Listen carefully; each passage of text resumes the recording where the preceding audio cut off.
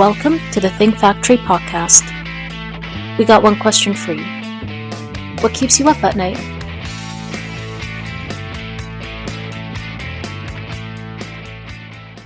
Welcome back to the Think Factory podcast, and I'm your host, Chris Santamassimo from OGC Solutions, and we power the Think Factory podcast, and I'm excited to introduce a friend of the podcast. This is Jim Myers from Art and Negative Graphics, where he's the executive vice president, and they're down in Lanham, Maryland. So welcome to the podcast, Jim.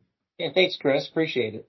It's our pleasure to have you. So you and I met at one of the recent industry shows. Would love to just tell people that listen to the podcast what's exciting at Art and Negative, the history. I know you guys are a family business, or you got multiple family members working the business. But just talk a little bit about the company and what you think is interesting out there. Yeah. So Art and Negative, as you could tell from the name, we started the business back in 1981. My parents started the business, and we made negatives from artboards back in the day. That's how it was done. Mm-hmm. And but we evolved over the years to do commercial printing, mailing, that type of wide format, signage, and so forth. So so it's been an interesting journey, evolving all the time. But we just never changed the name. It was an old sales rep from Xerox. He said, "Well, one good thing is you can remember your name because it's kind of outdated, pretty much." But yeah, exactly. I was like, well, if it stays in someone's brain for a while, then that's a good thing.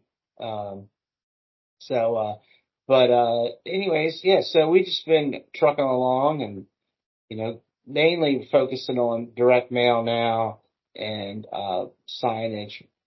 Especially internal signage, that kind of thing.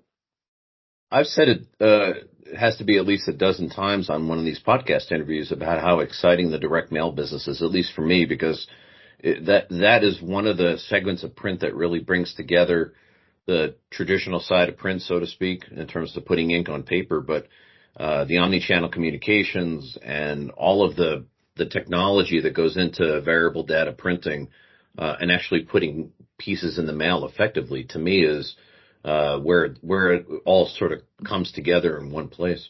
Yeah. Well, I think we saw a huge spike after COVID. It just seemed like everybody wanted to do direct mail, probably because people just were exhausted by emails and digital media. And so it was also the challenge of getting paper was a challenge. But we saw it, really take off. So we went ahead and just invested a ton of money into it. We partnered up with Screen. They used to be our pre-press provider back in the 80s and 90s. So, but we had lost communications with them because we were, basically we're a Heidelberg shop for a long time. And then when we decided to get into inkjet, the quality that they had was pretty amazing.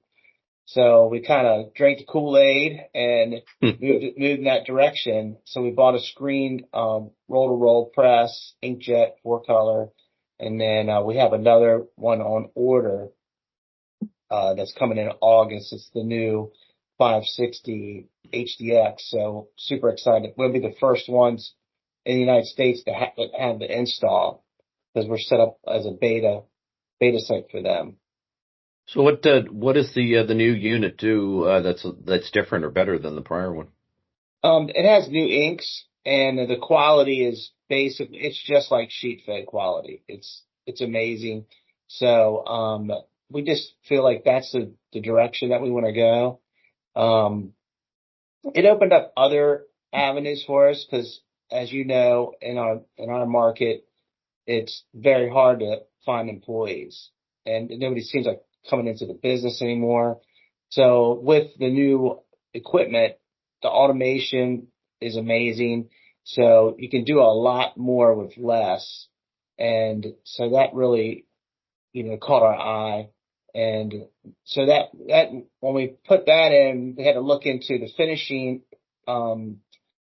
areas too. So we kind of partnered up with Hunkler and Standard for some of our automated finishing.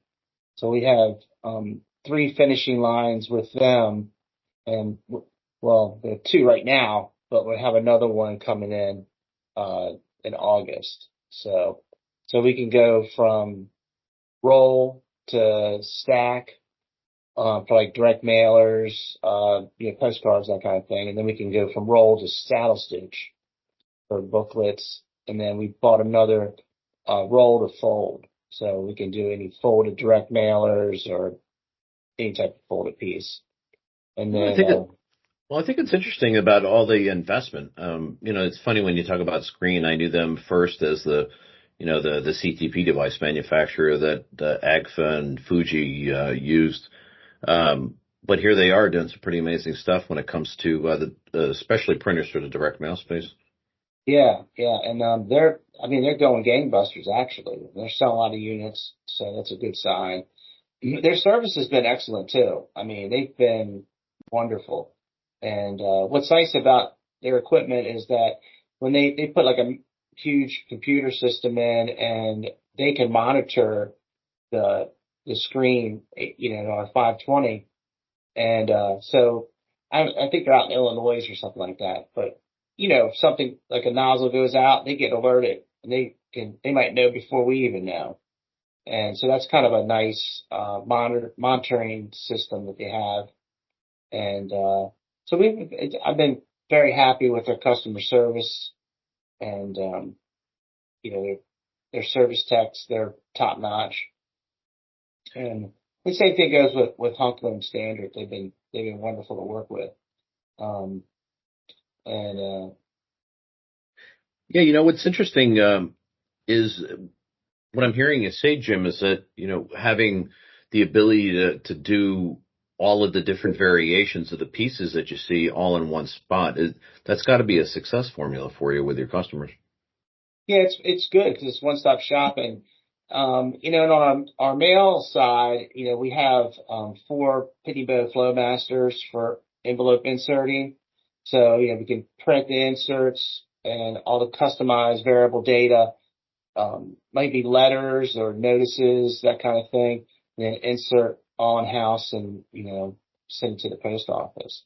So, That's all the different formats where your customers, may want to print a booklet, or they might want to print a brochure of some kind, as opposed to just, single letters or single pieces. Have you seen much interest from customers in terms of, embossing and doing anything intricate when it comes to the touch and feel of mail these days? we haven't done much of that. I mean, most of the stuff is just, 4-color process. I'm sure everybody's, watching their budgets too. Um, we've noticed that some mail volumes have dropped a little bit, and they're really looking at their data so they can, they might figure out other ways to harness that data to, change their messaging more. So we're seeing a lot of that in our industry. You see customers focused not only on ROI, but also real-time data about how the campaign goes? Most definitely. Yeah. Yep. Yeah, they want more ROI. And what's been good is the percentages of ROI for direct mail is been up compared to the digital. So that's a nice thing. We just gotta hope that the post office will stop raising their rates so much. Yeah. Yeah. You can hope, but Yeah, I think what's going to happen. I know. So, that's not good for the direct mail, but Well, you know what I guess it does is it forces folks to be a little more targeted and a little bit more intentional about the data that they use, right?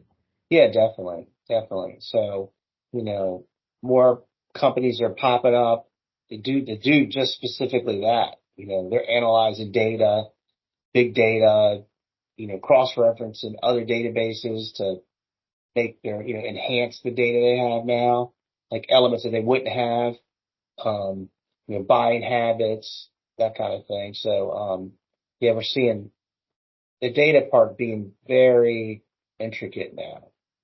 Yeah, it's not just a matter of blanketing a particular zip code or a particular town, but rather you want to hit it. You want to hit individual folks in that town based on their buying preferences, right? Yeah, and honestly, some of these large corporations, they have such a great great data. It's just I'm trying to mine it out of it. Mm. Trying to pick different spots and different divisions of their company and say, hey, you got this data over here. How about we take some of that, incorporate it with the data you have, like in membership per se, or purchasing or accounting. So there's a lot of things that you can look at to enhance that ROI. What are you seeing among your customer base when it comes to omni-channel marketing and the convergence of the digital side with the direct mail pieces? We're seeing a lot of that. Yeah. I mean, some of the agencies that we're doing, they use us for the direct mail, but they're handling, the front end, using QR codes to drive into microsites and capturing, the return on investment. Yeah, Interesting. seeing a lot of that. That's another reason I think that direct mail, besides having a huge ROI as compared to just digital channels, is the ability to create kind of a circular ecosystem where you've got the direct mail piece that goes and encouraging people to engage and then, collecting their information when they do engage, and then sort of redoubling after the fact.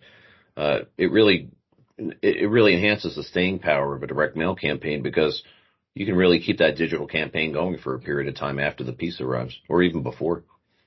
Yeah, exactly. And, you could, say, hey, you purchased this in the past. You might be interested in this and, driving that, Well, it's a little bit of the Amazon effect, right? Yeah, exactly, exactly. And I think too, I mean, I know that I do this myself. You get a piece in the mail, you might not be buying that at that particular time, but you hold on to it. And then like, I know I might need this down the road, but you get something in your email box. What are the chances you're going to save it? You're probably just going to delete it. So I think it has a little bit more staying power. Um, so that's, Well, if nothing else, the printed piece sits in your house for a period of time. And I think if it sits in your house, assuming that you're just not creating a pile of mail, it's probably something that you want to deal with. You just don't want to deal with it today. So you'll exactly. get to it. You'll get to it next week, this week, whatever it is, and eventually Yeah. get to it. Exactly. Yeah. You know. So I mean, we feel like direct mail is going to be around for quite some time, and we're we're putting everything into it. Well, it sounds like it. I mean, these investments are pretty impressive, I think. Yeah. So our new press will be delivered in August, so we're really pumped about that. Yeah, and heading off to Europe to go to the Drupa show to see what else is out there, it sounds like. Yeah, it'll be our first trip out there. So I've never been there in the past, so it's going to be very interesting. The biggest show in the world, so Yeah, so I'm really excited about that. no Just doubt. seeing what's new coming out, because a lot of the manufacturers are really trying to figure out a way to automate for the simple fact of the staffing issues.